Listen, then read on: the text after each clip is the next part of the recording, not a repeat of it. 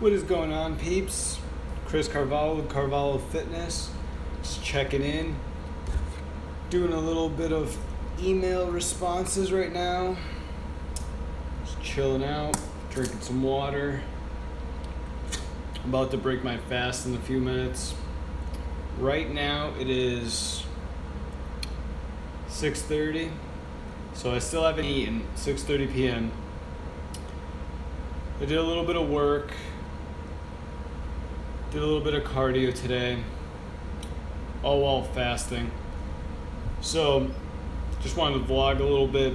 So basically, what we're going to talk about today is how long do I personally fast for. Normally, I go about 16 hours without eating. That's just, if I have to give you a number just off the top of my head, that's the general rule. Basically, whatever time I wake up, I'll just add on top of that without eating. I'll skip my breakfast and my lunch. Most people will be having dinner right around now. This will be like my breakfast.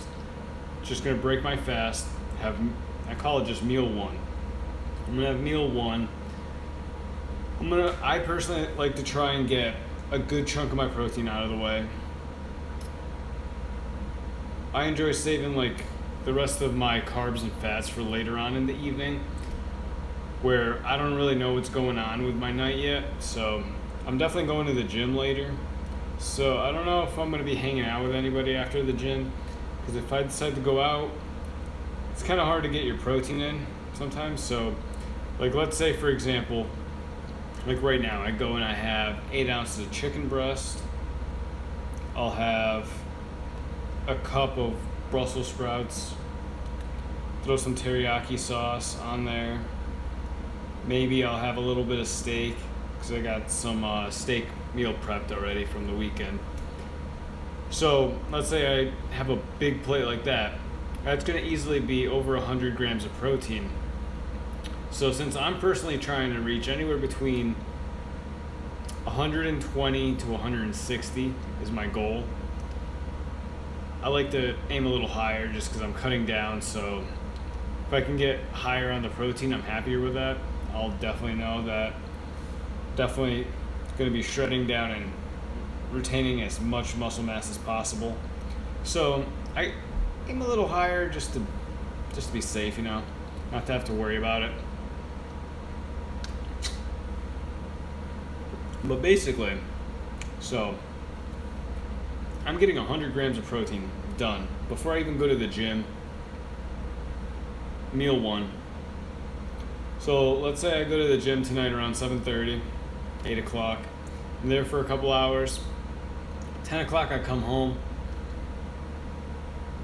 I still got a huge chunk of carbs and fats to work with. So I could decide if I want to have a halo top, I could do that. Could have a peanut butter and jelly on wheat bread with a glass of milk. If you do that, you're probably going to get another 30 grams of protein or so, maybe more. Just throw it into MyFitnessPal, log your calories, all that good stuff. And you'll notice that protein is basically done for the day right there. But if I decide to have like a more normal meal, like some more chicken breasts or vegetables and a fish or some tuna, maybe make a salad, my protein is going to be that much easier to hit, just like that. It's going to be cake. So I'll be able to hit it with that, and then if I want some carbs, some fats, I could have a little bit of peanut butter, I could have a yogurt, cottage cheese. If I do have cottage cheese, bam, I'm going to be getting even more protein without even trying. So that's all stuff to keep in mind. Hitting your protein goal should be easy. And me personally, I've noticed that I have a harder time hitting my protein goal if it starts getting late at night and I start thinking I'm tired, I just want to eat something fast and go to bed. Because if I have to cook like a protein source, that takes more effort. Whereas if I just need carbs and fats, what are my go-to carbs and fats? I could do low-calorie ice cream like Halo Top. That's a nice treat. I do enjoy cereal, but gotta stay away from it, kind of like when I'm cutting down, because like if you actually weigh out your cereals, you'll notice that if you do a big bowl of cereal, you're not normally going for one serving. You could easily hit 2, even 3 servings of cereal, and your calories will be up there in the 800, 1,000 calorie range with a huge bowl of cereal. So you gotta make sure you're weighing that stuff out. That's why in all my videos, if you notice in the description box below, I include links to Amazon so you could get yourself a food scale, because it's very important to have. Everyone should have a food scale and be using it every day, or at least until they're comfortable enough to the point that they could eyeball it and be like, okay, this might not be exact, but this is easily 600 calories. Or if you think it's 600, just log it in as if it's 700, 800. You're better off overestimating your calories than being a little under, and then a little under here and there and there, and throughout the day, throughout the week, you might notice you gain a couple extra pounds that you didn't expect. Or maybe your weight loss stalls. That's why sometimes people will come to me and be like, all right, I'm on 1,600 calories. That's so low.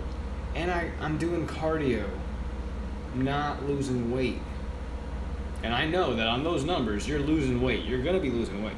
Well, it depends on the person, to be exact, because I'm going to have to look at your height, your weight, your activity level, all that. And I can give you some good numbers, which if you need help coming up with these numbers, you can go down in the description box below. I have my website. I have meal plans, workout plans. I have transformation plans where you get unlimited meal plans, contact with me, and I can help you get to your goals. And it's a 12-week program, so it's a complete transformation. 12 weeks, you will be a completely different person. But that's not for everybody. Those interested, that's where it is. But so basically, you're gonna be losing weight if you're in a deficit. But if you're not tracking your calories, how many of us have started tracking calories, started measuring out your peanut butter, and going like, damn, I thought I was having 1 serving of peanut butter on my peanut butter and jelly. I was using 3 or 4 servings. Yeah, peanut butter, it's very dense in calories. If you get a teaspoon and you just scoop it out of the jar, a teaspoon, that's going to end up giving you like a serving and a half. The label itself says 2 tablespoons, but no one's actually measuring it out properly. You're supposed to flatten it out, level it off. Just use the food scale. If you do that, you can't be wrong. Just put it on grams, that way it's the most accurate way. You zero it out with the jar on top of it, and you'll be able to scoop it out, and it just starts going negative, and it'll tell you how many grams you've used. That's going to be your most accurate way. That's going to be your most accurate way of doing that. And by doing this, you will have a more accurate number, and then you can get anybody like me, or if you know how to do this, you can calculate and see how much weight you're losing every week, so you can find out, based on those calories that you're using, how many more you need to take away from that to get to your weight loss goal that you're trying to do per week. So it's very important that you do that. And what I'm doing with the fasting is basically I'm getting all my calories between the hours of, well, it's getting a little later now, so I'm probably going to end up eating at 7 o'clock.